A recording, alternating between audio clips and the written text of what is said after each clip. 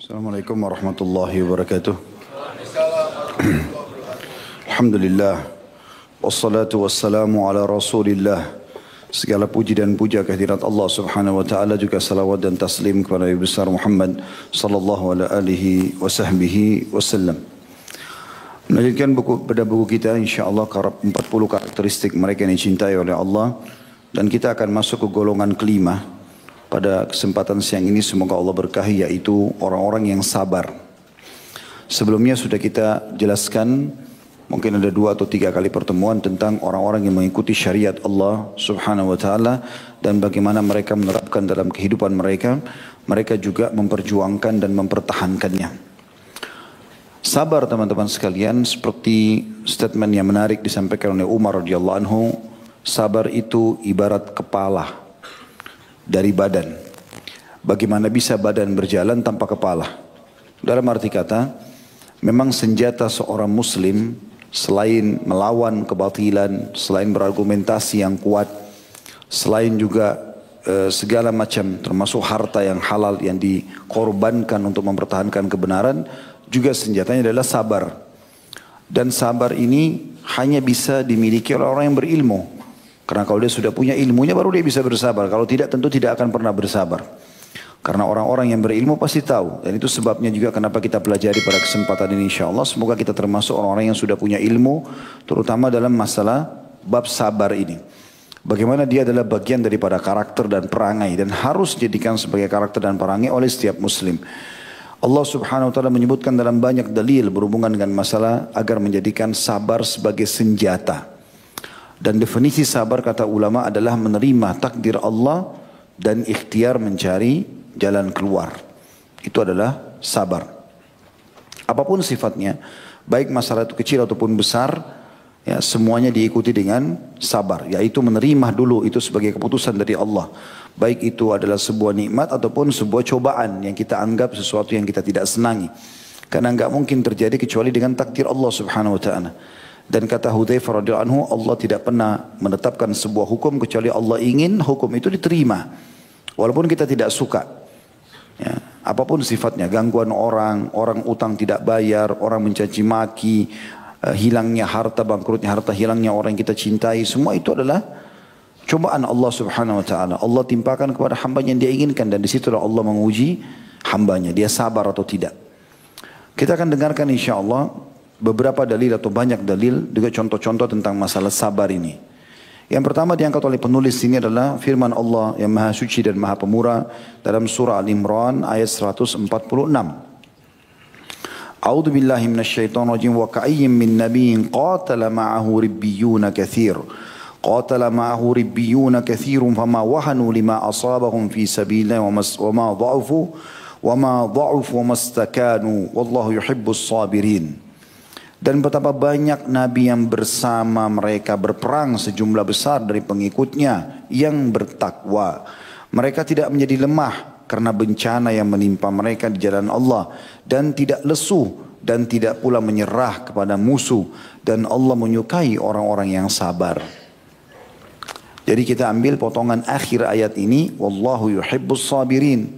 Allah sangat mencintai orang-orang yang sabar. Berarti Allah menciptakan cobaan agar hambanya sabar. Menerima itu sebagai keputusan dari Allah. Kemudian dia ikhtiar cari jalan keluar. Tentu tidak akan ada makna dan garam kehidupan kita. Maksudnya kayak makanan itu ada garamnya. Tidak akan ada kenikmatannya kalau tidak ada cobaannya. Kalau semua mulus-mulus saja tidak enak. Misal teman-teman sekolah dari SD sampai kuliah nggak pernah ada ujian. Nggak cocok juga. Karena kita tidak pernah tahu kualitas kita seperti apa. Cobaan yang datang itu akan menunjukkan kualitas kita. Disitulah juga kita akan mengupgrade, meningkatkan kualitas skill kita ya, potensi yang ada dalam diri kita. Cobaan itu akan memaksa itu. Dengan kita sakit, kita coba ikhtiar untuk berobat, kita coba untuk ikhtiar bisa merasakan juga kurangnya tidur. Mungkin dengan puasa kita bisa sabar dengan kurangnya makan dan minum. Mungkin segala macam. Itu adalah ilmu, pengetahuan yang seharusnya kita anggap sebagai sesuatu yang positif. Jadi keliru kalau orang yang menganggap cobaan itu adalah sesuatu yang berat bagi dia. Atau dia membesar-besarkannya. Ada orang kadang-kadang kalau ngobrol sama kita masalahnya kecil. Hanya mungkin karena sakit sedikit. Saya pernah ketemu dengan seorang yang sudah tua. Kemudian dia datang mengeluh sama saya, Ustaz saya datang ke Jakarta karena saya mau berobat, saya ada diabetes begini begitu, masalahnya ini seperti sesuatu yang sudah sangat besar. Padahal saya lihat orang ini datang dari Jawa ke Jakarta, duduk makan, hadir di pengajian, jalan enak, bisa bernafas. Salah satu cobaannya hanya karena ada diabetesnya. Dan itu bisa setiap saat Allah sembuhkan, kemudian dokter mengatakan Anda sudah sembuh, selesai. Dan dalam prosesnya pun ada dokter dia bisa konsultasi, ada obat bisa meredam diabetesnya dan segala macam hal. Lalu kenapa harus dengan keluh kesah ini? Allah subhanahu wa ta'ala ingin memberikan nikmat supaya disyukuri, memberikan cobaan supaya disabari. Jadi tingkat sabar dalam cobaan seperti tingkat syukur dalam nikmat. Sekali lagi, tingkat sabar dalam cobaan, artinya kita harus betul-betul bersabar itu, sebagaimana kita harus bersyukur dalam nikmat. Kita tahu kalau kita bersyukur, kita akan ditambahkan nikmat. Kalau kita bersabar, kita akan diberikan ketenangan dan jalan keluar. Itu pasti. Tidak ada solusi yang lain. Tidak ada opsi yang lain. Mirip orang lapar, makan solusinya. Orang ngantuk, tidur solusinya. Ini orang cobaan, sabar solusi. Sebagaimana nikmat, syukur. Itu solusi. Tidak usah ciri yang lain. Karena ini Allah SWT yang telah memandu kita untuk ke situ. Allah berfirman betapa banyak nabi. Bisa makna, kata ulama tafsir, seluruh nabi yang Allah sudah utus. Kecuali sebagian kecil. Karena memang ada sebuah hadis Bukhari menjelaskan, nanti akan datang nabi pada hari kiamat, tapi enggak disebutkan namanya, yang tidak punya pengikut satupun. Mungkin memang tidak ada yang beriman. Allahu alam siapa nabi itu. Karena dari 124 ribu nabi dan diantaranya 313 rasul, itu yang wajib kita imani 25 nabi dan rasul. Masih banyak yang kita belum tahu. Nabi Muhammad SAW saja Allah mengatakan masih ada di antara nabi-nabi yang ada nabi yang kami ceritakan kepada Muhammad, ada yang belum kami ceritakan kepadamu. Jadi memang hampir semua nabi-nabi bersama mereka berperang sejumlah besar dari pengikutnya yang bertakwa. Untuk berperang itu bukan hal yang gampang. Keluar, bawa senjata, berhadapan dengan musuh. Kalau kita tidak pernah memulai pengorbanan kecil, kemudian mau diminta pengorbanan besar, mustahil terjadi. Antum nggak pernah berinfak 1.000 rupiah atau 2.000 rupiah lalu kemudian mau berinfak 100.000 itu nggak bakal mungkin terjadi. Tapi mulai dari kecil, kemudian bertahap jadi 5.000, 10.000, jadi 50.000, jadi 100.000. Tidak akan pernah jadi 1 juta kecuali 100.000 dulu dimulai dan seterusnya sampai pindah kepada hal yang lebih besar. Kita berkorban dulu haus, lapar dengan puasa. Kita berkorban dulu dengan mendahulukan orang lain. Baru nanti tahapan-tahapan yang terbesarnya berkorban darah gitu kan. Itu yang sering kadang-kadang saya godain beberapa jemaah, bapak-bapak yang umroh dengan atau haji dengan saya.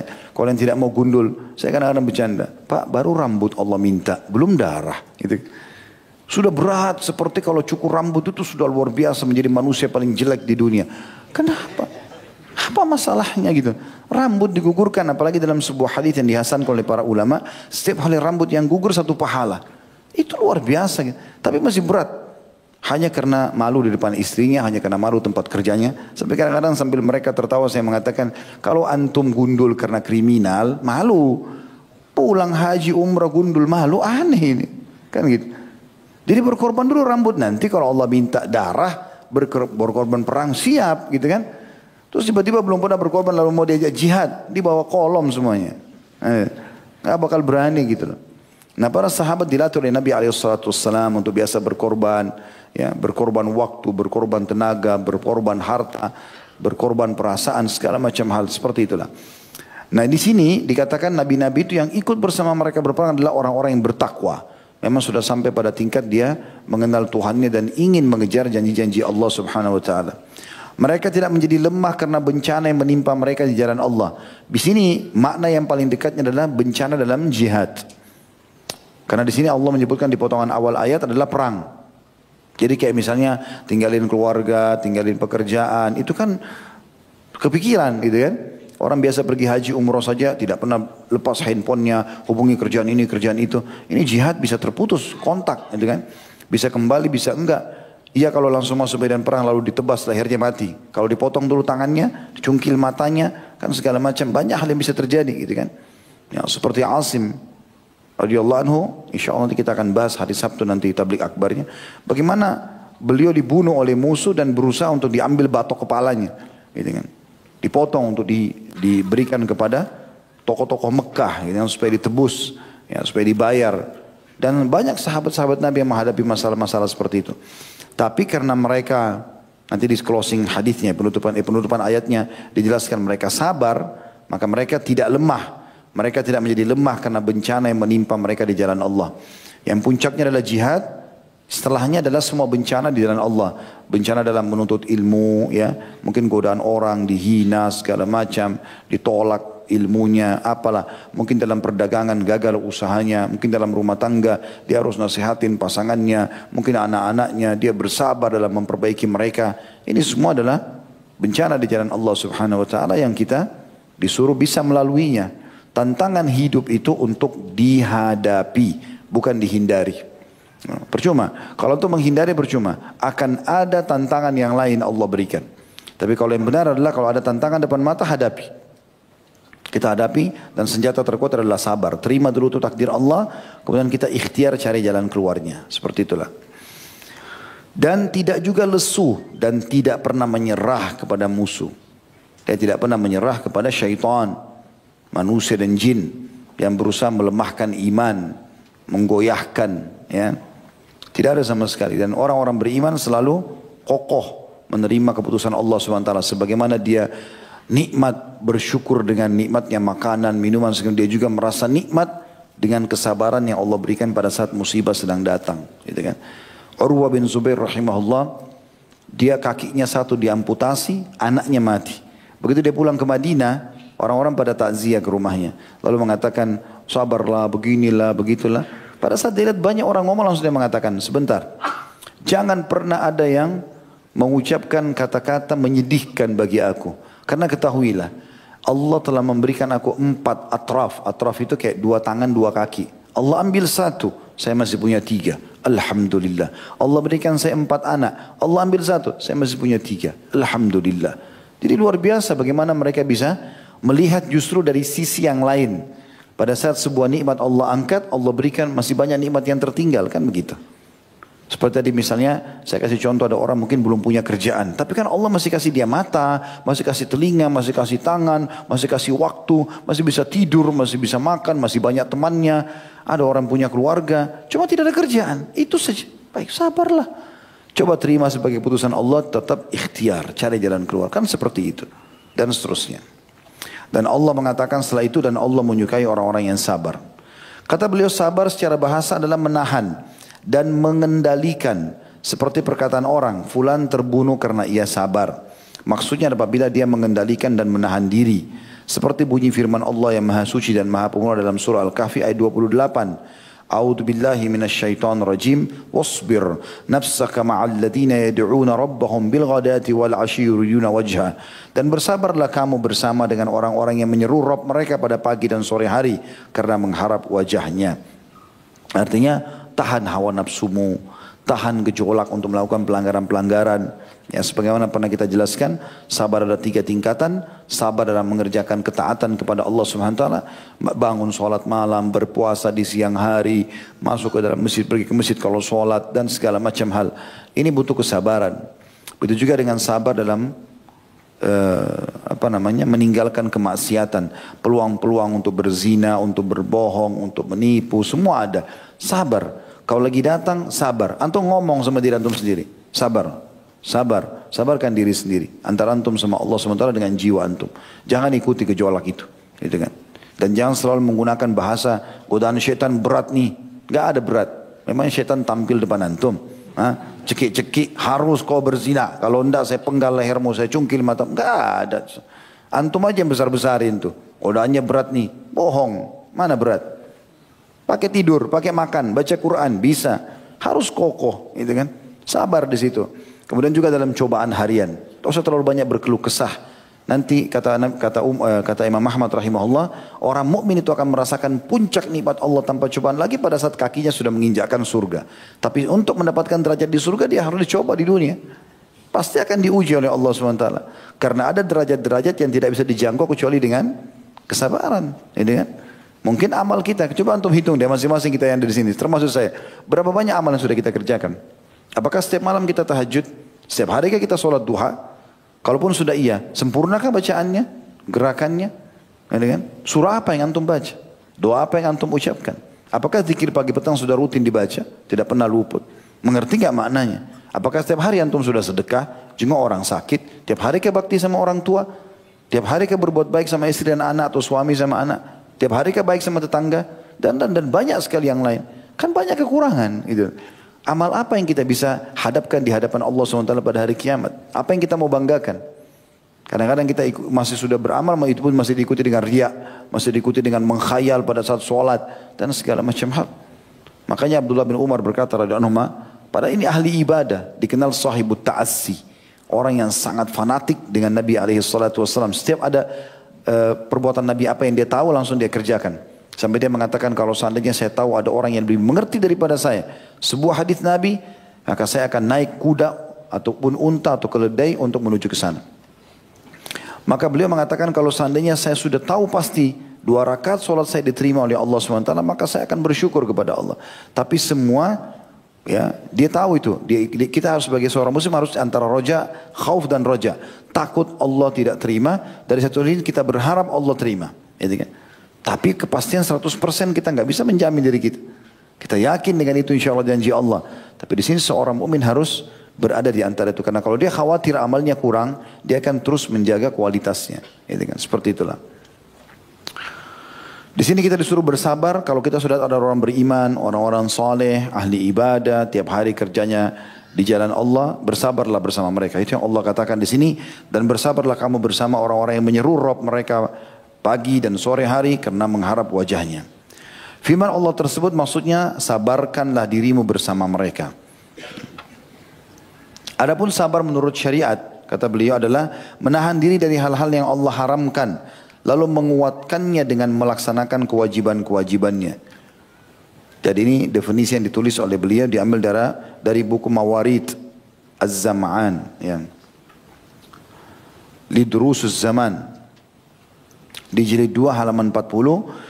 Di sini maksudnya adalah definisinya. Kalau beliau lebih terfokus, sabar adalah menahan diri dari hal-hal yang Allah haramkan, lalu menguatkannya dengan melaksanakan kewajiban-kewajiban. Jadi misalnya orang lagi sakit, jadi bukan cuma sabar itu berarti menahan sakitnya.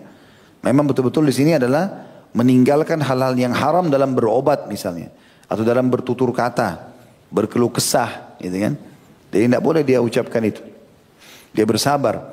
Ya, dalam arti kata bukan cuma sekedar menahan sakit sekali lagi, tapi dia tahan tutur katanya, tidak mengucapkan kalimat keluh kesah, kecuali memang dia sampaikan pada dokter masalah sakitnya saja, gitu kan. Lalu dia nikmati. Coba teman-teman kalau ada cobaan apa-apa, coba nikmati di prosesnya. Enak saja kita laluin tuh. Makanya pernah saya sampaikan, Umar radhiyallahu anhu berkata, kalau takdir Allah sedang terjadi, cobaan maksudnya, maka manusia 2 golongan. Yang pertama berbahagia, yang kedua celaka. Yang berbahagia adalah yang menerima takdir Allah itu. Maka dia akan mendapatkan pahala, ya, mudah melaluinya dan mendapatkan solusinya. Pasti terjadi 3 hal itu. Cobaan apapun datang, kalau kita terima, maka kita akan dapat pahala, karena itu cobaan dari Sang Pencipta Allah. Seperti peraturan perusahaan diterapkan. Semua pegawai yang terima, maka dihormati oleh perusahaan. Itu kan, seperti itulah. Dia mudah melaluinya, walaupun dia sakit segala macam, dia tahu ini cobaan akan ada pahalanya, dan kemudian dia dapat solusinya. Yang kedua celaka. Datang cobaan, berkeluh kesah, maka dia dapat dosa. Dia sulit melaluinya, dan juga tidak dapatkan jalan keluarnya. Jadi misalnya ada 2 orang, A sama B. Dia golongan pertama si A, dia terima takdir Allah karena sakitnya. Penyakit yang sama misalnya. Si B enggak terima. Toh sama-sama akan melaluinya. Ya, beratnya sama, waktunya sama misalnya. Maka sama saja. Maka yang pertama dapat pahala, yang kedua tidak dapat pahala. Bahkan yang pertama akan mendapatkan kesembuhan dari Allah SWT, sementara yang kedua tidak. Misalnya makin berat cobaannya. Kemudian kata beliau, kalimat sabar banyak tertera di dalam Al-Quran yang mulia, lebih dari 90 tempat. Dan ia merupakan sifat Allah yang maha suci dan maha pemurah. Dari Abu Musa al-Ash'ari radhiyallahu anhu, dari Nabi SAW, beliau bersabda, laisa ahadun aw laisa syai'un asbara ala adha sami'ahu minallahi innahum la yad'una lahu waladan wa innahu la yu'afihim wa yarzuquhum. Tidak ada seorang pun atau tidak ada sesuatu pun yang lebih bersabar terhadap celaan yang ia dengar daripada Allah, karena mereka mengklaim bahwa Allah mempunyai putra, namun Allah sungguh senantiasa tetap memberikan kesehatan dan rezeki kepada mereka. Hadis ini riwayat Bukhari, jilid 10 halaman 511, nomor hadisnya 6099, Muslim jilid 4 halaman 2160 nomor 2804. Jadi artinya ini sifat Allah Subhanahu wa taala. Orang-orang Nasrani mengatakan Allah punya anak, padahal Allah mengatakan lam yalid wa lam yulad.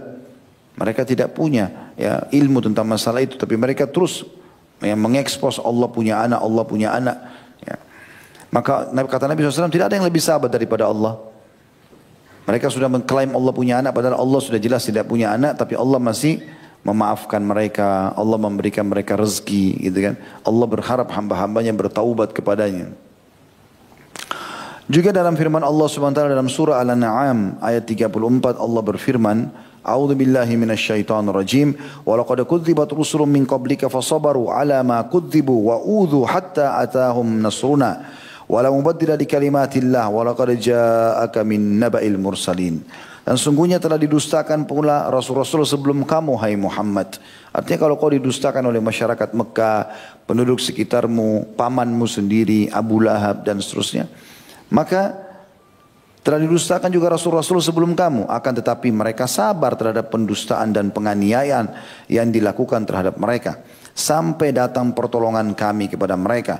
Tidak ada seorang pun yang dapat merubah kalimat-kalimat atau janji-janji Allah, dan sungguhnya telah datang kepadamu sebagian dari berita rasul-rasul itu. Artinya kau pun harus bersabar hai Muhammad sallallahu alaihi wasallam. Walaupun Nabi SAW sangat bersabar, tapi Tuhannya Allah SWT memerintahkan dan menekankan agar melalui kehidupan ini dengan kesabaran. Toh ujungnya kemenangan bagi orang beriman. Jadi jangan pernah berpikir teman-teman sekalian kalau antum bersabar, ya ternyata antum tidak mendapatkan apa-apa gitu. Ya. Oh berarti saya kalau dicaci maki orangnya saya bersabar, berarti saya dianggap hina. Enggak, sama sekali enggak. Justru antum yang dewasa, antum pemenangnya. Dia orang yang terhina malah. Gitu kan. Pasti Allah SWT akan hukum dia dengan caranya. Makin banyak dia menghina antum, makin berat hukuman yang akan datang kepada dia. Itu sunnatullah. Allah SWT juga berfirman dalam surah Al-Ahqaq ayat 35. Perintah kepada baginda Nabi SAW agar bersabar. A'udzu billahi minasyaitonir rajim. Fasbir kama sabara ulul azmi minar rusul. Maka bersabarlah kamu sebagaimana orang-orang yang mempunyai keteguhan hati dari kalangan para rasul bersabar. Sabar juga merupakan sifat orang-orang yang beriman dan bertakwa. Jadi yang pertama tadi, kalau teman-teman yang pegang buku bisa ditulis angka 1 di situ ya. Di halaman 78 ada tulisan di setelah dalil hadits Abu Musa al-Asy'ari lalu ada kalimat sabar merupakan sifat para nabi dan utusan-utusan Allah. Bisa ditulis angka 1 di situ. Yang kedua adalah sabar juga merupakan sifat orang-orang beriman dan bertakwa. Sebagaimana Allah yang Maha Suci dan Maha Purna telah berfirman di dalam surah Al-Baqarah ayat 177. A'udzu billahi minasyaitonir rajim was-sabirina fil ba'sa'i wad-dharra'i wa hinal ba's ulaika alladziina shadaqu wa ulaika humul muttaqun. Dan orang-orang yang bersabar dalam kesempitan, penderitaan dan dalam peperangan. Mereka itulah orang-orang yang benar imannya dan mereka itulah orang-orang yang bertakwa.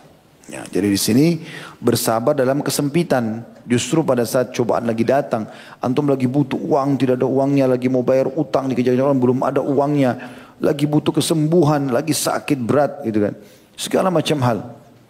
Lagi butuh pertolongan, tidak ada yang tolong, bersabar dalam kesempitan. Penderitaan datang. Ya, kita boleh ikhtiar, antum sakit silakan. Karena kata Nabi SAW, Allah tidak turunkan penyakit kecuali turunkan bersamanya obatnya, gitu kan.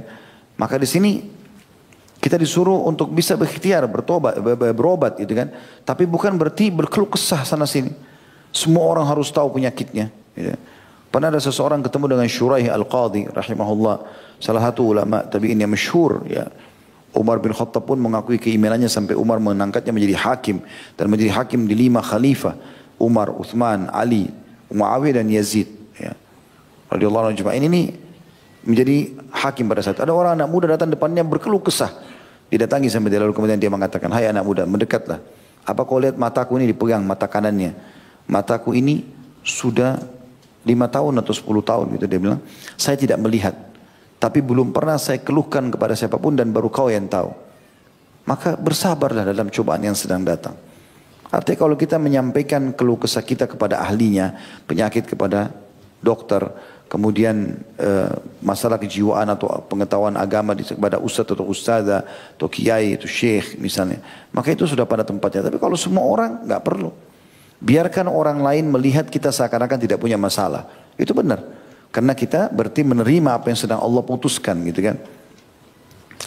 Itu yang dimaksud di sini. Orang-orang yang bersabar dalam kesempitan, penderitaan dan dalam peperangan juga butuh kesabaran. Karena meninggalkan keluarga tadi saya bilang, meninggalkan pekerjaan, bisa ditangkap oleh musuh dan seterusnya. Mereka itulah orang-orang yang benar imannya. Dan mereka itulah orang-orang yang bertakwa. Allah telah memerintahkan agar bersabar setelah berfirman juga dalam surah Al-Imran ayat 200. Ini kepada orang-orang beriman. Ya ayyuhalladzina amanu sabiru wasabiru warabitu wattaqullaha la'allakum tuflihun. Hai orang-orang beriman, bersabarlah kamu dan kuatkanlah kesabaranmu dan tetaplah bersiap siaga di perbatasan negerimu dan bertakwalah kepada Allah supaya kamu beruntung. Yang kita garis bawahi adalah kalimat pertama atau anjuran pertama Allah SWT, dan yang kedua isbiru wasabiru.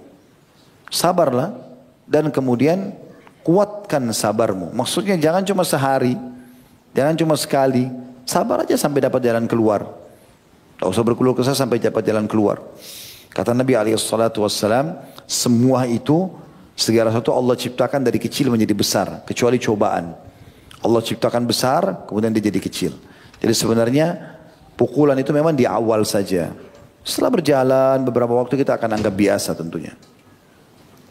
Allah juga memerintahkan orang beriman agar selalu menjadikan sabar sebagai senjata dan alat untuk kemenangan. Begitu juga dengan sholat yang bunyinya dalam Al-Baqarah 153, A'udzubillahi minasyaitonirrajim, ya ayyuhalladzina amanu ista'inu bis-sabri was-shalah innallaha ma'as sabirin.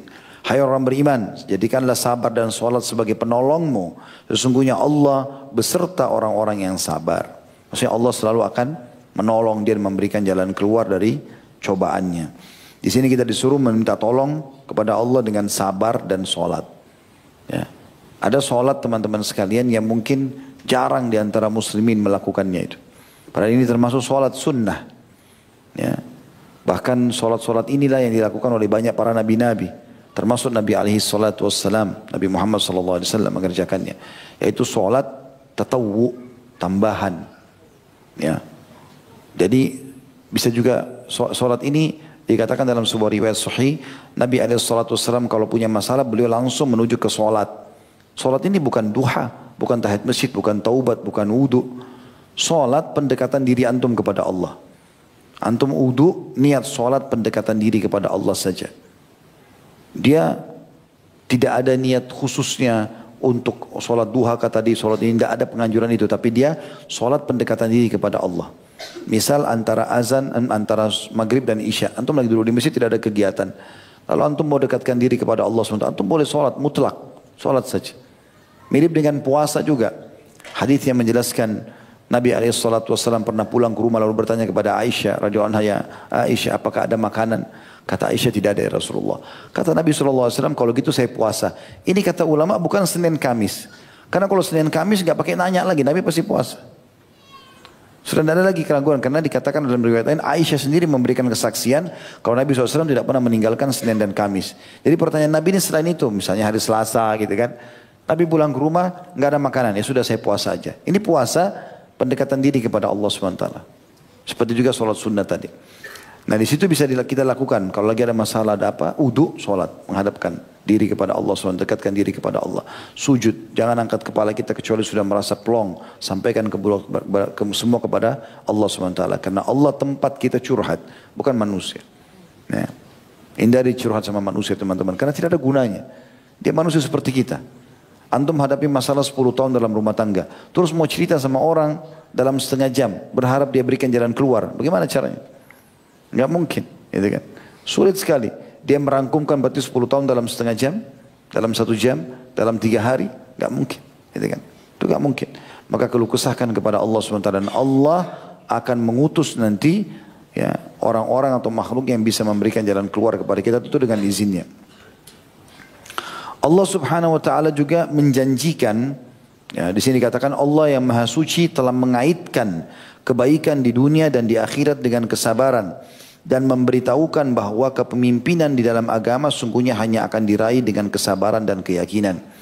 Allah yang Maha Suci dan Maha Pemurah berfirman dalam surah As-Sajdah ayat 24, A'udzu billahi minasyaitonir rajim, wa ja'alna minhum a'immatan yahduna bi amrina lamma sabaru wa kanu bi ayatina yuqinun. Dan kami jadikan di antara mereka itu pemimpin-pemimpin yang memberi petunjuk dengan perintah kami ketika mereka sabar dan mereka meyakini ayat-ayat kami. Artinya sampai pada tingkat orang yang sabar dalam ketaatannya kepada Allah, istiqamah mengerjakan ketaatan, istiqamah meninggalkan kemaksiatan walaupun peluangnya sangat terbuka depan matanya. Kemudian juga sabar dalam cobaan-cobaan harian. Dia terus laluin dengan menerima takdir Allah, dengan senang, dengan gembira, dengan senyum. Semua itu dilakukan sama dia. Maka ini akan Allah jadikan pemimpin di muka bumi. Juga memberitahukan bahwa kemenangan di muka bumi ini tidak akan terrealisasi melainkan dengan kesabaran. Allah berfirman melalui lisan atau lewat lisan Nabi Yusuf alaihissalam yang mana saudara-saudaranya telah mengetahui dirinya. Mereka berkata karena kaget terhadap keadaannya yang telah meraih ketinggian kepemimpinan dan kemenangan di muka bumi. Nabi Yusuf kita sudah tahu dilempar oleh kakak-kakaknya karena cemburu dilempar di sumur dengan harapan nanti ada orang datang lalu membawa pergi. Mereka lupa di sini. Allah SWT Maha Adil dan melihat itu. Maka Allah menyelamatkan Yusuf alaihissalam, dijemput oleh kafilah, dijual di pasar budak di Mesir, dibeli oleh Raja Mesir, kemudian dijadikan anak angkat. Gitu kan. Sampai akhirnya menjadi menteri yang berkuasa setelah raja di Mesir dengan keadilannya. Ya, menteri yang mengatur semua perekonomian di Mesir pada saat itu. Sehingga Bani Israel bisa tinggal sama beliau. Dan pada saat Nabi Yusuf AS dapat jabatan, Allah datangkan kakak-kakaknya tadi yang zalim kepada dia tanpa mengenalnya, minta supaya diberikan makanan, diberikan ini dan itu. Maka pada saat mereka tahu ternyata ini orang yang terkenal saleh dan baik, dermawan di Mesir adalah Yusuf, maka Yusuf berkata, A'udzu billahi minasyaitonir rajim. Qalu a innaka la anta Yusuf? Qala ana Yusuf wa hadha akhi. Qad manna Allahu alaina. Innahu man yattaqi wa yasbir fa innallaha la yudhi'u ajral muhsinin. Mereka berkata para saudara Yusuf, apakah kamu ini benar-benar Yusuf? Jadi pada saat itu kisahnya panjang dalam surah Yusuf diceritakan ya dalam Al-Qur'an bagaimana Yusuf alaihissalam menjadi menteri di Mesir, kemudian terjadilah sesuatu perubahan pada saat itu. Nabi Yusuf mimpi melihat ada 7 ekor sapi gemuk memakan sapi-sapi yang kurus. Kemudian ada 7 gandum kering dengan gandum yang bagus dan segala macam. Nabi Yusuf alaihissalam mentakbirkan mimpi itu kalau Raja Mesir harusnya membuat penyimpanan hasil panen. Nanti akan datang musim peceklik dan ternyata betul peceklik terjadi. Seluruh dunia pada saat itu merasa kekurangan, akhirnya mereka pada ke Mesir minta gandum itu, gitu kan. Maka pada saat itu termasuk saudara-saudara Yusuf sendiri datang dari perkampungan mereka lalu minta agar diberikan gandum karena gandum Mesir pada saat itu terbaik, itu makanan pokok mereka. Maka Yusuf mengatakan saya tidak akan berikan kalian sampai kalian membawa adik kalian yang bernama Bunyamin. Karena waktu Yusuf AS kumpul sama saudaranya tanya, kalian ini siapa? Padahal Nabi Yusuf sudah tahu, gitu kan. Cuma mereka menceritakan kami adalah anak Nabi Allah Yaqub dan seterusnya. Menceritakanlah berapa orang kalian bersaudara disebutkan nama-namanya. Nabi Yusuf buat keadaan seakan-akan tidak kenal Binyamin lalu dia mengatakan adiknya dia. Saya tidak akan kasih kalian tukar gandum atau mendapatkan gandum ini kecuali kalian bawa adik kalian Binyamin. Saya mau kenal lebih jauh. Maka mereka pun izin sama ayah mereka Nabi Yaqub, lalu kemudian dibawalah dengan izin Allah SWT. Lalu Nabi Yusuf mengenalkan diri kepada adiknya Binyamin sampai dikenal.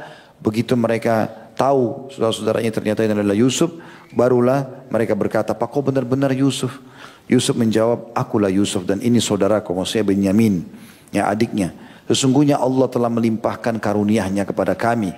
Sesungguhnya barang siapa yang bertakwa, patuh kepada Allah dan bersabar. Dulu kalian lempar saya di sumur, saya sabar, saya terima itu.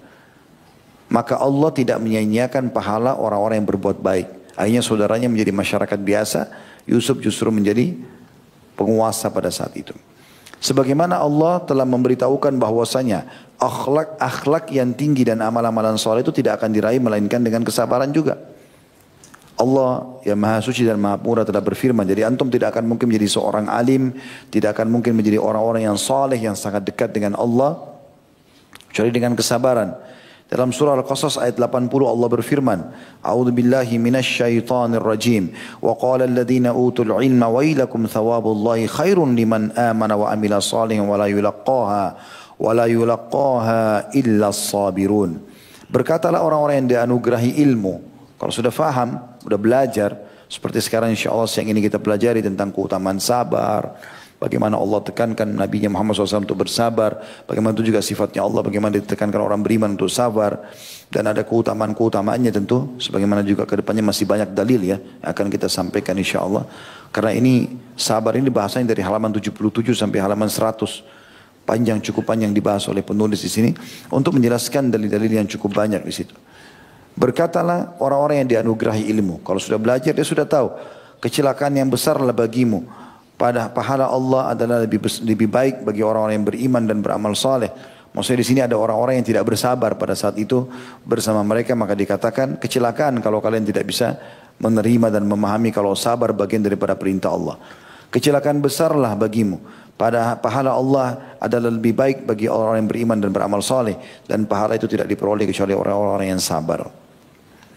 Juga dalam surah Fussilat ayat 34 sampai 35 Allah Subhanahu wa taala berfirman, A'udzu billahi minasyaitonir rajim, tentang surga, tentang muamalah yang baik, perangai yang baik, akhlak yang baik tidak diterima kecuali bagi orang-orang yang bersabar.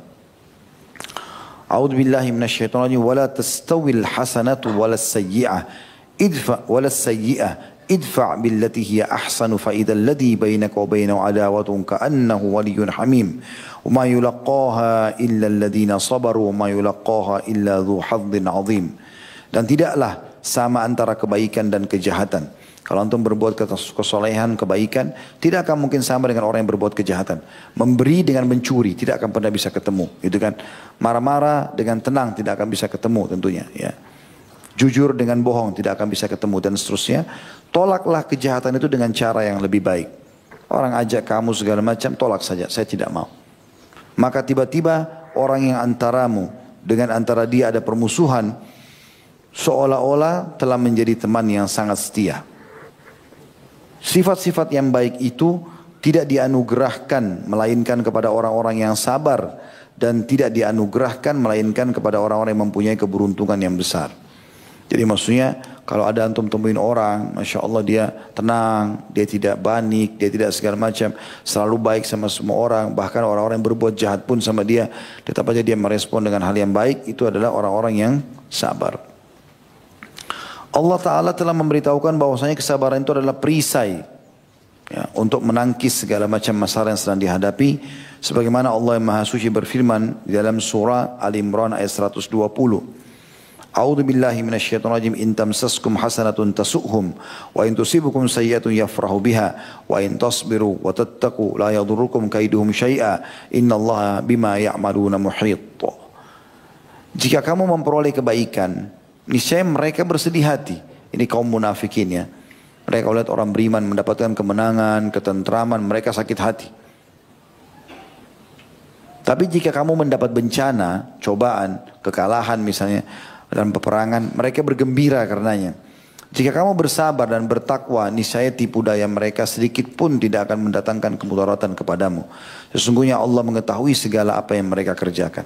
Jadi kalau ada orang yang sedang ganggu antum, menggunjing, tidak mau bayar utang, sekarang antum sudah tagih, maka kalau antum sabar, tidak akan mengganggu apapun. Allah akan gantikan dengan caranya, dan orang itu akan dihukum oleh Allah SWT. Tidak akan mengganggu antum apapun. Jadi kalau orang fitnah antum sebarin macam-macam, yakinlah tidak akan bermasalah. Selama memang kita tidak melakukan perbuatan tersebut, maka tidak akan ada masalah. Sama sekali. Tetap aja seperti anjing, Pak Basar mengatakan anjing menggonggong kafilah berjalan. Jadi mereka mau ngomong apapun, tidak usah pedulikan. Sebagaimana Allah SWT memberitahukan bahwa kemenangan atas musuh-musuh juga tidaklah akan diraih kecuali dibarengi dengan kesabaran. Allah yang Maha Suci dan Maha Pemurah berfirman dalam surah Al-Imran 125, 5 ayat setelah ayat tadi yang sebelumnya ya. A'udzu billahi minasyaitonir rajim. Bala in tasbiru wa tattaqu wa ya'tukum min fawrihim hadza yumditkum rabbukum bi 5,000 minal malaikati musawwimin. Cukuplah jika kamu bersabar dan bertakwa, dan mereka datang menyerang kamu dengan seketika itu juga, niscaya Allah menolong kamu dengan 5,000 malaikat yang memakai tanda. Artinya kalau kalian bersabar, walaupun jumlah musuh lebih besar, kalian tetap kokoh, maka Allah akan datangkan kemenangannya. Karena itu kata beliau, Allah memerintahkan orang-orang yang beriman agar bersabar dan teguh ketika bertemu dengan musuh. Sebagaimana Allah berfirman di dalam surah Al-Anfal ayat 45 sampai 46. A'udzu billahi minasyaitonir rajim. Ya ayyuhalladzina amanu idza laqitum fi'atan fathbutu wadhkurullaha katsiran la'allakum tuflihun wa atiiullaha wa rasulahu wa la tanazaw fatafsharu wa tadhhabu rihukum wasbiru innallaha ma'as sabirin. Hai orang beriman, apabila kamu memerangi pasukan musuh, maka berteguh hatilah kamu dan sebutlah nama Allah sebanyak-banyaknya agar kamu beruntung. Zikrullah. Dan taatlah kepada Allah dan Rasulnya. Dan janganlah kamu berbantah-bantahan yang menyebabkanmu menjadi gentar dan hilang kekuatanmu. Dan bersabarlah. Sesungguhnya Allah bersama dengan orang-orang sabar. Jadi kita kalau lagi berjihad, nggak boleh malah ribut dengan kaum muslimin yang lain. Sabar. Ya, walaupun dia mau jabatan apa, jabatan ini kasih saja. Kita yang penting dapat keutamaan jihadnya. Allah lebih tahu siapa yang paling ikhlas. Allah juga lebih tahu siapa yang dia pilih jadi syuhada atau orang yang mati syahid. Justru sebaliknya kalau orang suka bertengkar di antara muslimin, maka Allah hilangkan di sini dikatakan Allah menyebabkan menjadi gentar dan hilang kekuatanmu dan bersabarlah. Ya, karena Allah beserta dengan orang-orang yang sabar. Nabi SAW bersabda, wa'lam anna nasra ma'as sabr. Ketahuilah dan yakinlah kemenangan itu hanya akan diraih dengan kesabaran. Riwayat Imam Ahmad jadi 1 halaman 126 nomor 12. Kata beliau demikianlah.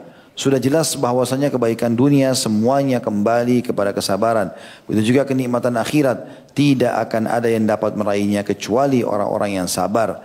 Allah berfirman dalam Al-Insan ayat 11 sampai ayat 12. A'udzu billahi minasyaitonir rajim fawaqahumullahu syarra dzalikal yaum.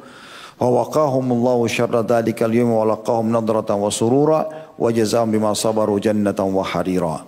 Maka Allah memelihara mereka dari kesusahan hari itu dan memberikan kepada mereka kejernihan wajah dan kegembiraan hati, dan Dia memberi balasan kepada orang-orang atau kepada mereka kesabaran, ya, mereka dengan surga dan pakaian sutra. Itu teman-teman tidak asing, ini banyak di YouTube saya angkat kisah ya. Kisah pernah saya ceritakan masalah terong, orang menikah dengan seorang wanita pemilik rumah karena dia bersabar tidak jadi makan terong yang haram itu. Kisah beberapa waktu lalu kita ceritakan seorang kakek tua ya, yang miskin sekali, umurnya sudah 80 tahun. Kemudian dia juga menaungi sekitar 8-9 orang wanita, istrinya, ibunya, saudarinya 2, anaknya perempuan 4. Jadi banyak, tapi dia miskin. Kemudian dia tidak punya makanan untuk makan berbuka puasa ataupun sahur di Ramadan. Jadi dari sebuah tempat dia temukan ada peti, ternyata isinya emas. Ya, kemudian dia buka emas. Maka pada saat itu di benaknya muncul pikiran was-was syaitan, sekarang sudah halal dia untuk ambil karena dia tidak bisa lagi makan, tidak ada makanan untuk dia makan buka puasa. Tadi sahur tidak makan apa-apa, gitu kan, cuma minum air putih. Maka dia pun mengatakan pada dirinya tidak mungkin. Saya harus bersabar. Ini bukan hak saya. Saya akan kembalikan pada pemiliknya. Ditutuplah. Kemudian dia pun pulang ke rumahnya. Akhirnya dia cerita sama istrinya. Istrinya mengetahui. Istrinya juga mengatakan kalimat yang sama. Kita susah. Sudah kau punya hak untuk pakai. Sekarang kau temukan itu barang. Dia bilang tidak bisa. Jangan pernah kau sentuh ini. Kita harus bersabar. Ini cobaan dari Allah SWT. Bahkan kalau kau berani sentuh peti emas ini, kau ambil, kau akan saya ceraikan. Pada umurnya sudah 80 tahun lebih. Istrinya juga sudah mendekati umur begitu. Sekitar 75 tahun. Jadi saking takutnya. Terus kemudian besok hari dia dapat di Masjid Haram ada orang yang mengiklankan, kalau siapa yang menemukan peti emas saya akan kasih, semoga Allah luaskan rezekinya dan seterusnya. Maka orang tua ini berkata, kalau seandainya ya ada yang menemukan emasmu, kau kasih bayaran enggak? Kata orang itu berapa dia minta? Kata dia 100 dinar, gitu kan. Minta 10% lah dari harta emas. Karena emas itu kalau salah ada 1.000 ya, dinar pada saat itu. Dia bilang tidak, orang itu bilang. Orang mau kembalikan karena Allah silakan. Kalau dia tidak mau kasih, dia tidak mau kembalikan ya urusan dia sama Allah. Dia pulang ke rumah dia bilang sama istrinya, kayaknya kita nggak bisa nih. Orang ini nggak, saya sudah temukan pemiliknya, tapi dia nggak mau kasih uang. Kata istrinya, coba bilang lagi besok. Besok kembali lagi ketemu. Orang itu iklankan lagi di atas batu depan Ka'bah. Wahai muslimin, siapa yang temukan peti saya akan kasih. Saya akan doakan semoga Allah lapangkan rezekinya, Allah mudahkan urusannya. Orang tua ini berkata lagi, hai anak muda. Orang Khurasan kebetulan dari wilayah Irak, Iran ya. Dia mengatakan, hai orang Khurasan. Kalau orang dapat berapa kau kasih? Kata orang itu, berapa dia minta? Katanya dia 10 dirham, 10 dinar, 10 dinar. Kata orang-orang yang punya uang tidak akan kasih. Dia pulang lagi kepada istrinya. 10 dinar pun orang ini tidak mau. Coba minta lebih sedikit kata istrinya. Besok ketemu lagi orang yang sama. Iklanin lagi. Kata dia, orang tua ini berapa kau akan kasih? Dia bilang berapa dia minta? Kata orang tua ini 1 dinar. 1 dinar ini setengah dinarnya dia berikan sedekah kepada orang untuk buka puasain orang di Ramadan. Setengah dinar, 1 dinar emas itu cukup banyak gitu kan. Setengahnya dia kasih sedekah, setengahnya dia pakai untuk kebutuhan keluarganya. Kata orang pemilik uang, dah, saya nggak mau. Semoga Allah balas dia saja dengan ini. 1 dinar pun dia tidak mau kasih. Dia pulang pada istri, dia bilang kita harus kembalikan ini. Tidak bisa lagi, orang yang tidak mau. Besok saya akan temui, besok ditemui. Lalu kata dia, ikutlah ke rumah, ke tempat saya. Kau akan saya perlihatkan emas yang kau hilang. Terus dia datang ke rumahnya. Kebetulan pada saat itu yang ceritakan ini Tabari, Imam Tabari rahimahullah. Salah satu penulis tafsir dan segala macam banyak ilmu pengetahuan yang didalami oleh beliau. Dia bilang saya waktu itu masih belum alim, belum kaya, belum segala macam. Saya tahu kisah ini dari awal, saya ikutin sampai ke rumah. Rumah itu gubuknya mau rubuh bangunannya, pintunya mau rubuh. Saya masuk ke rumah tidak ada sama sekali lapisan tanah saja. Di depan saya ada banyak orang-orang tua perempuan, bajunya kusut-kusut gitu. Kemudian masuk ke situ lalu saya pamit sama yang punya rumah ini, si kakek ini saya juga boleh masuk. Karena dari awal saya ikuti kisah ini. Begitu duduk, dikeluarkan peti tersebut dikasih orang Khurasan ini, kemudian buka, ditemukan sama jumlahnya memang 1000 dinar. Tiba-tiba dia ambil, dia tidak terima kasih langsung dia pergi. Maka si orang tua ini sama keluarganya semua bingung gitu. Ada orang sepelit ini, 1 dinar pun dia tidak mau kasih padahal sudah dikembalikan 1000 dinar. Tapi apa yang terjadi? Sabar dia. Maka dia mengatakan pada istrinya, bersabarlah. Pasti Allah ingin sesuatu dengan ini. Ternyata kata Imam Tabari, saya sudah tidak tahu mau bilang apa. Para perempuan-perempuan itu digambarkan sebenarnya dalam bukunya seperti orang yang kaget, yang mulutnya terbuka. Kok bisa terjadi? Ya, maaf, kok bisa ada orang begini? 1 dinar pun tidak mau gitu. Maka setelah beberapa saat kembali lagi orang itu, ketuk lagi pintu. Saya seakan-akan mau jadi tamu. Kata orang tua ini, kata Imam Tabari, dia buka pintu orang itu. Lalu orang tua ini masih mengatakan, ada apa? Dia bilang, saya ingin bertamu. Kata orang tua, orang anak muda itu. Kata orang tua ini, silakan masuk, masuklah. Dia lain, tapi saya nggak punya apa-apa ini Ramadan. Kata dia, tidak masalah. Perlu anda tahu, sebenarnya saya punya 3 kali lipat dari emas seperti ini. Ada 3000, ini 1000 ini. Ini tinggalkan oleh ayah saya. Ayah saya orang kaya, tinggalkan. Tapi di Khurasan sana. Waktu dia mau meninggal, dia wasiatkan kepada saya. 1 dinar, 1 peti dinar, 1000 dirham ini, 1000 dinar ini kau pakai untuk haji. Bagi warisan. 1000 dinar lagi, ya, kau pakai pergi haji. Kemudian 1000 dinar lagi kau bawa sementara haji itu. Kan ini kebetulan di musim haji. Kau bawa ke haji, ke Mekah sana. Cari selama perjalanan orang yang paling susah dalam hidupnya. Menurut kau, ya, kasih 1 orang saja 1000 dinar itu sedekah dari saya. Sepertiga hartanya. Karena bukan boleh wasiatkan sepertiga harta. Maka dia bilang, saya dari awal melihat tidak ada orang yang lebih butuh daripada kamu. Ditaruh uang itu lalu dia pergi. Anak muda ini. Begitu dia pergi jauh. Kata Imam Tabari, saya sama kakek ini tua coba mengejarnya juga tidak bisa dapat. Karena orang itu sudah tidak ada. Maka dia pun kembali ke rumah lalu dia tersenyum. Si kakek ini sambil mengatakan, ya ketahuilah, dia panggil istrinya, ketahuilah ini akibat sabar. Allah bukan cuma kasih kita 100 dinar atau 10 atau 1, tapi Allah kasih semuanya karena kesabaran kita. Coba kita ambil kemarin, mungkin Allah tidak akan berikan kita seperti ini. Pasti Allah akan buat orang ini pergi cari orang lain. Karena kita seperti tidak lulus dalam tes itu gitu. Lalu kemudian kata Tabari, dipanggillah semua perempuan-perempuan yang tua itu, termasuk 2, ada anak perempuannya masih gadis, 2 orang. Saya juga duduk, maka kami 10 orang. 8 orang perempuan, 9 sama si kakek, lalu 10 orang sama saya. Lalu kemudian mulailah dia bagi-bagi uang dinar itu. Jadi saking dermawannya si kakek ini, walaupun dia sudah susah hidupnya, dia masih bagi-bagi. 1 koin, 1 koin, 1 koin. Terus sampai habis. Karena jumlahnya 1000 dan mereka 10 masing-masing dapat 100 dinar. Gitu kan. Maka setelah itu kata Imam Tabari, Belum sesaat ibu-ibu ini semua pada keluar, pergi belanja di pasar, beli makanan segala macam. Tiba-tiba berubahlah keadaan tersebut. Saya datang keesokan harinya, saya pun mengambil uang tersebut, saya temukan uang itu uang yang paling berkah. Saya pakai untuk ilmu segala macam. Beberapa tahun setelah itu saya kembali, saya datangi lagi rumahnya orang tua itu, rupanya dia sudah meninggal. Dan ternyata rumah mereka sudah tidak ada. Saya tanya mana keluarganya si fulan, kakek itu. Mereka mengatakan, oh itu sana orang-orang kaya di kota Mekah. Jadi kaya raya semua gara-gara 100 dinar tadi itu setiap orang. Dan anak-anaknya yang 2 atau 4 orang perempuan semuanya nikah sama tokoh-tokoh masyarakat di Mekah. Tapi semua itu efek daripada kesabarannya. Jadi kadang-kadang cobaan datang itu Allah SWT ingin uji kita. Mungkin kita temukan handphone, temukan uang, temukan kesempatan berzina, temukan kesempatan apa. Itu Allah ingin menguji kita. Allah sedang melihat. Kita lalui enggak? Kalau kita lalui berarti di ujung sebuah cobaan itu ada sesuatu yang besar yang Allah janjikan. Ya, antum lulus atau tidak lulus itu tergantung daripada upaya antum di situ. Selanjutnya dalilnya adalah setelah surah Al-Insan tadi ya, ayat 11 sampai ayat 12, bagaimana Allah Subhanahu wa taala menjanjikan orang yang bersabar itu akan diberikan kebaikan dunia semuanya ya, dan juga dia akan mendapatkan kenikmatan di akhirat. Maka Allah memelihara, artinya ayatnya maka Allah memelihara mereka dari kesusahan hari itu dan memberikan kepada mereka kejernihan wajah dan kegembiraan hati di hari kiamat, dan dia Allah memberi balasan kepada mereka karena kesabaran mereka dengan surga dan pakaian sutra. Juga surah Al-Furqan ayat 75 Allah berfirman, A'udzu billahi minasyaitonir rajim. Ulaika yujzaunal ghurfata bima sabar wa yulaqawna fiha tahiyatan wa salama.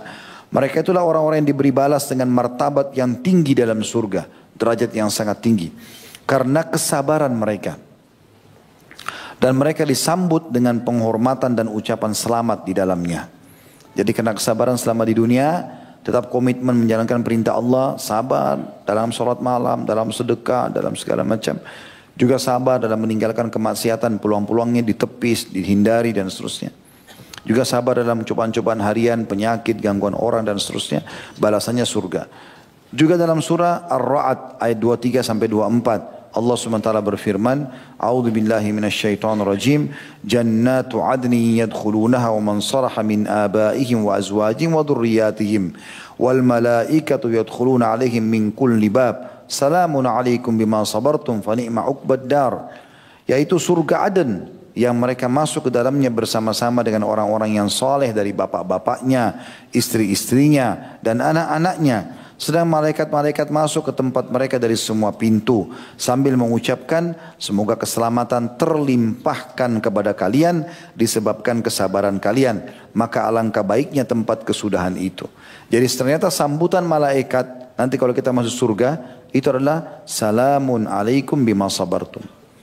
Keselamatan buat kalian. Selamat kalian masuk surga ini karena kesabaran kalian. Tadi sabar dalam mengerjakan ketaatan, duduk di majelis ilmu begini, apa sajalah ya, mencari nafkah buat keluarga, apa saja, semuanya itu butuh kesabaran. Begitu juga dengan maksiat-maksiat, setiap kesempatannya kita coba tepis ya. Dan termasuk dalam salah satu ayat Al-Quran, kalau ada orang beriman itu pada saat dia sudah mulai terjerumus, lalu dia segera kembali ya. Dan mereka sadar, orang seperti ini insya Allah termasuk masih masuk dalam orang yang sabar. Kemudian juga dalam kata beliau, dengan demikian berarti sabar itu adalah sebaik-baik anugerah yang diberikan kepada manusia.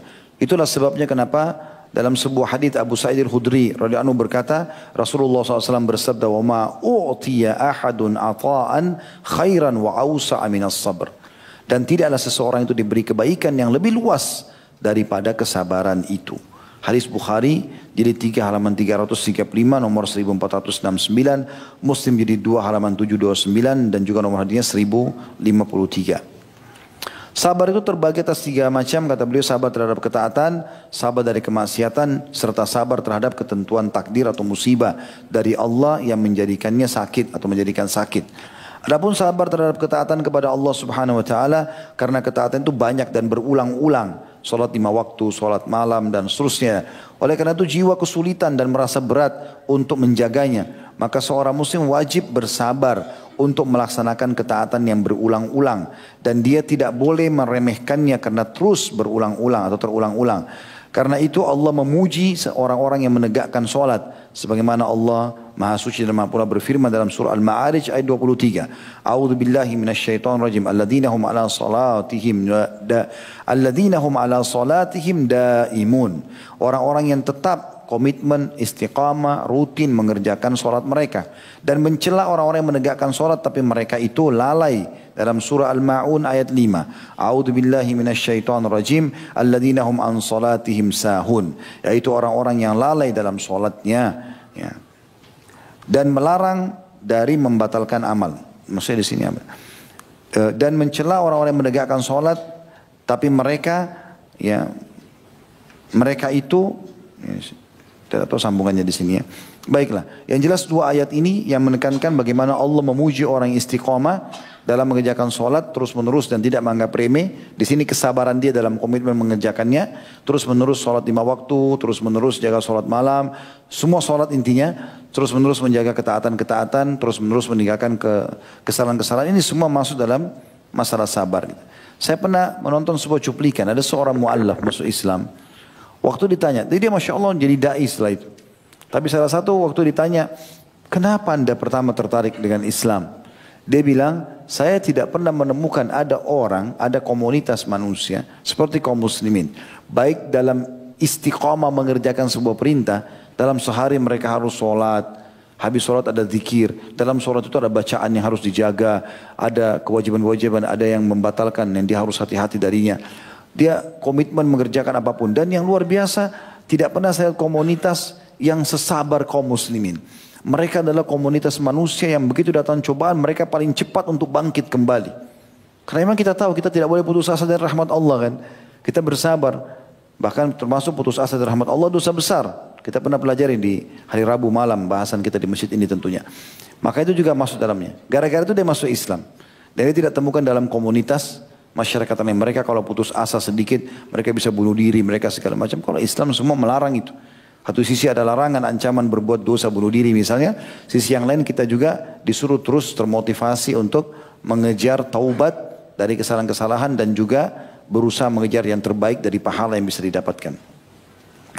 Juga dalam surah Muhammad ayat 33, Allah SWT berfirman, A'udzubillahi minasyaitonirrajim, ya ayyuhalladzina amanu, ati'ullaha wa ati'ur rasulah wa la tubtilu a'malakum. Ya. Hai orang-orang beriman, taatlah kepada Allah dan taatlah kepada Rasul dan janganlah kamu merusak pahala amal-amalmu. Oh, jadi kalau kita tarik dari paragraf yang sebelumnya, dan Allah Subhanahu wa taala memuji orang yang menegakkan salat terlalu istiqamah dan mencela orang yang menegakkan salat tapi mereka lalai, dan juga melarang dari membatalkan amalan. Potongan ini mungkin secara cetakan buku saya lihat terlalu dekat dengan terjemahan ayat. Begitu ya, yang pegang buku itu. Di halaman 83, di atas ayat surah Muhammad ayat 33, di atas Allah SWT berfirman ada kalimat dan melarang dari membatalkan amalan. Ini semestinya secara penulisan harusnya ada spasi yang cukup untuk memisahkan antara ayat Al-Ma'un 5 dengan kalimat ini. Jadi sebenarnya melarang dari membatalkan amalan dalilnya adalah surah Muhammad 33 itu. Ya. Jadi paragraf ini sebenarnya ada sendiri. Artinya kita disuruh dimotivasi untuk menjaga istiqamah, sabar dalam mengerjakan ketaatan dan jangan sampai membatalkan amal. Jangan tengah jalan putus asa. Puasa ya sabar aja sampai habis. Jangan batalkan tengah-tengah misalnya. Dan seterusnya.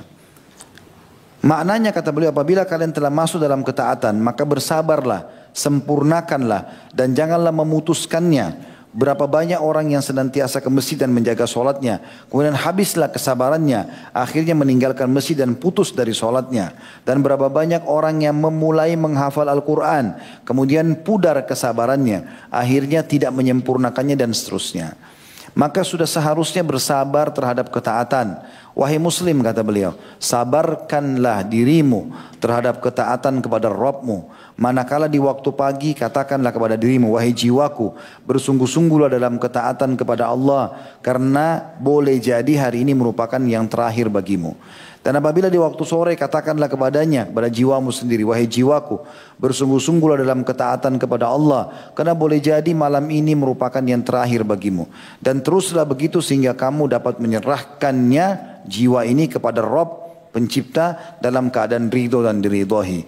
Lalu akan dikatakan kepadanya, fadkhuli fi ibadi wadkhuli jannati. Maka Allah akan berfirman, maka masuklah ke dalam jamaah di hamba-hambaku, maksudnya kelompok hamba-hambaku, dan juga masuklah ke dalam surgaku. Al-Fajr 29 sampai 30. Termasuk untuk sabar di atas ketaatan adalah sabar dalam berbuat baik kepada kedua orang tua. Apalagi keduanya telah lanjut usia. Juga sabar dalam mencari ilmu. Karena mencari ilmu adalah jihad. Sebagaimana ulama salaf berkata, aku perangi diriku selama 30 tahun. Dan tidak ada yang paling menyulitkanku daripada mencari ilmu. Karena itulah ketika Musa alaihissalam berkata kepada Khidir dalam surah Al-Kahfi ayat 66 sampai 69, A'udzu billahi minasyaitonir rajim. Hal attabi'uka ala an tu'allimani mimma 'ullimta rusyda? Qala innaka lan tastati'a ma'iya sabra wa kaifa tasbiru ala ma lam tuhit bihi khubra. Qala satajiduni insyaallahu sabiran wa la a'si laka amra. Musa berkata kepada Khidir, bolehkah aku mengikutimu supaya kamu mengajarkan kepadaku ilmu yang benar di antara ilmu-ilmu yang telah diajarkan kepadamu, maksudnya oleh Allah.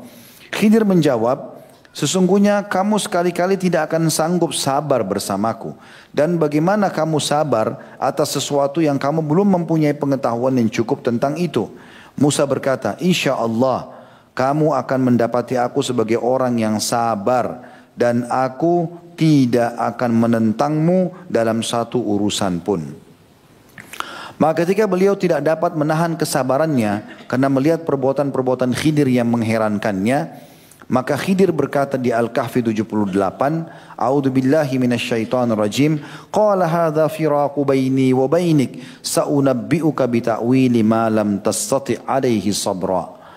Khidir lalu berkata, inilah perpisahan antara aku dengan kamu hai Musa. Aku akan memberitahukan kepadamu tujuan perbuatan-perbuatan yang kamu tidak dapat sabar terhadapnya. Jadi waktu itu kisahnya kita sudah mungkin tahu, tapi saya ingatkan kembali. Musa alaihissalam sempat berkata kalimat, dia mengatakan alaihissalatu wassalam, aku adalah orang yang paling mengetahui hukum Allah di muka bumi. Musa alaihissalam tidak niat sombong. Tapi kata-kata ini dinilai oleh Allah subhanahu wa ta'ala. Maka Allah subhanahu wa ta'ala mengutus kepada Musa alaihissalam malaikat yang mengatakan, Allah mengitip salam kepada Muhammad Musa dan memberitahukan kalau Allah punya hamba yang lebih pintar daripada kamu. Pergilah. Dan untuk menunjukkan pada saat itu ternyata ilmu Allah sangat luas kepada Musa alaihissalam, Allah tidak langsung menyebutkan siapa orang itu. Allah SWT ingin memberikan ilmu kepada Musa, cuma dikasihkan cirinya. Kau akan jalan nanti, melewati pinggiran lautan, dan bawalah ikan di dalam sebuah wadah. Kapan ikan itu loncat ke air, di pinggir laut yang sedang kau lewatin, disitulah lokasinya orang itu. Maka Musa AS bawa itu. Ya. Terus jalan, setiap istirahat itu ikan selalu ditaruh di atas batu, dekat air, tidak loncat-loncat ikan ini. Terus saja sampai Nabi Musa alaihissalam, kalau tidak salah itu bersama Yusha alaihissalam, nabi yang akan jadi nabi nantinya dari Bani Israel, itu datang membantu Musa alaihissalam. Kemudian jalan. Rupanya di malam hari pada saat lagi tidur, Yusha ini sempat melihat ikan itu keluar dari wadahnya, tapi unik gitu, bukan cuma sekedar loncat gitu. Jadi ada kegiatan, ada perbuatan dilakukan ikan itu kan tidak masuk akal, dia bisa keluar dengan mudahnya, dia dengan mudahnya keluar, kemudian dia bergerak, kemudian dia masuk dalam air dan pergerakannya itu tidak unik, bukan seperti umumnya ikan gitu ya. Tapi dia ngantuk, dia tidur. Jalanlah Musa alaihissalam sampai jauh, sudah jauh, baru Yusha mengingat, lalu dia mengatakan, wahai Musa, sepertinya apa yang tanda-tanda yang Allah berikan itu sudah terjadi di tempat yang ini dan itu. Musa tanya, di mana di sana? Pergilah mereka, tempat ikan dulu. Lalu ketemu sama Khidir, lalu bicaralah. Langsung Musa alaihissalam mengetahuilah, ini orangnya gitu. Maka dikatakan, apa kamulah orang yang, waktu Khidir tanya, siapa kalian? Musa mengatakan, aku adalah Musa. Kata Khidir, kau adalah Nabi untuk Bani Israel. Dia mengatakan, iya. Lalu kata Musa, saya ingin belajar kepada kamu ilmu yang sudah Allah ajarkan. Maka kata Khidir ayat ini, kau enggak akan bisa sabar dengan saya. Karena Khidir tahu, perintah-perintah Allah yang sampai kepada Khidir ini, enggak semua orang tahu. Karena sikap-sikapnya unik gitu. Kata Musa, saya akan sabar. Ya. Kalimat saya akan sabar dalam menuntut ilmu, dia harus sabar. Enggak boleh dia buru-buru protes gurunya. Ya, seperti itulah. Maka yang terjadi, Khidir pun baru pertama kali naik di atas kapal bersama Musa, dibolongin sama Khidir. Orang ini gak ada salahnya, gak ada apa, dibolongin. Karena tidak sabar, langsung dia bilang, kenapa kau bolongin kapalnya orang gitu? Kata Khidir, kan sudah saya bilang. Gitu. Waktu pertama menuntut ilmu syaratnya, baik kau akan saya terima, boleh jalan sama saya belajar, tapi dengan syarat, jangan tanya kepada saya sesuatu sampai saya yang jelaskan. Musa deal, baiklah kalau gitu. Ternyata dia tanya sebelum dijelaskan. Kata Musa, baik, saya minta maaf, saya tidak akan ulangi. Gitu kan. Kemudian jalan lagi, ada anak kecil lewat lagi main-main, teman-temannya lari semua, lalu ditangkap oleh Khidir, dibunuh langsung. Musa lihat anak kecil, tidak ada dosanya, kenapa dibunuh? Kenapa kau bunuh jiwa yang tidak ada dosanya, gini protes. Kata Khidir, kan sudah saya bilang, kau tidak bisa sabar. Maka dia mengatakan, baiklah saya minta maaf, saya tidak akan mengucapkan itu lagi. Saya tidak akan mengucapkan itu lagi. Jalanlah mereka sampai ke dalam satu tempat, rupanya Allah perintahkan Khidir untuk memperbaiki sebuah tembok. Di satu perkampungan ada benteng, begitu mereka masuk, mereka mau nginap tidak diizinkan. Maka Khidir pada saat mau keluar, tugasnya dari Allah SWT memperbaiki tembok, ada anak yatim tinggal di situ. Perbaikin tembok itu, ya, nanti supaya tidak rubuh. Di bawah tembok itu ada harta karun yang disimpan oleh ayahnya dua anak yatim ini. Kalau mereka dewasa baru Allah rubuhkan temboknya, Allah akan kasih kepada mereka. Kalau sekarang mereka masih kecil diperbutkan oleh masyarakat setempat. Maka Khidir memperbaiki tembok itu. Musa AS niatnya baik. Dia cuma mengatakan, kau kan sudah perbaiki tembok ini. Tembok ini tembok masyarakat di sini. Maka kita bisa minta balasan, maksudnya supaya kita dikasih izin nginap di sini atau apa. Maka kata Khidir, sekarang saatnya kita berpisah. Dan saya akan ceritakan kamu apa sebabnya dari perbuatanku semua itu. Kalau yang pertama, kapal saya bolongin karena di sekitar wilayah itu Allah telah beritahukan kepada saya dan Allah perintahkan ada raja zalim suka mencuri kapal-kapal masyarakat atau nelayan yang masih bagus. Ya. Maka saya bolongin supaya dia lihat aibnya, maka dia tidak ambil kapalnya. Karena orang itu orang baik. Orang-orang itu orang baik. Anak kecil yang saya bunuh itu perintah Allah. Karena kedua orang tuanya saleh. Anak ini mengajak orang tuanya kepada kekufuran. Dan Allah akan ganti kedua orang tuanya dengan anak yang saleh. Ini Musa belum sampai ilmunya di situ. Kemudian juga tembok yang saya perbaikin bukan karena saya minta balasan. Tapi karena memang ini diperintahkan oleh Allah Subhanahu Wa Taala, di bawahnya ada harta anak yatim. Kalau dirubuh sekarang maka akan diambil oleh masyarakat setempat, gitu kan? Seperti itulah kurang lebih. Maka apa kata Nabi SAW? Perhatikan ini penutupan bahasan kita. Kata Rasulullah SAW, Yarhamullahu Musa, lawadittu annahu kana sabara hatta yuqassa alaina min akhbarihima. Mudah-mudahan Allah memberikan rahmat kepada Nabi Musa. Sungguh aku menginginkan, kata Nabi Muhammad SAW, dia bersabar. Supaya apa? Sehingga berita-berita tentang keduanya, Khidir ini ilmunya luas sekali, Allah kasih. Karena tidak ada manusia yang tahu, dia lakukan langsung perintah Allah. Gitu kan? Maka sehingga berita-berita tentang keduanya dapat dikisahkan kepada kita. Hadis ini Sahih riwayat Bukhari, nomor 122, Imam Muslim nomor 2380.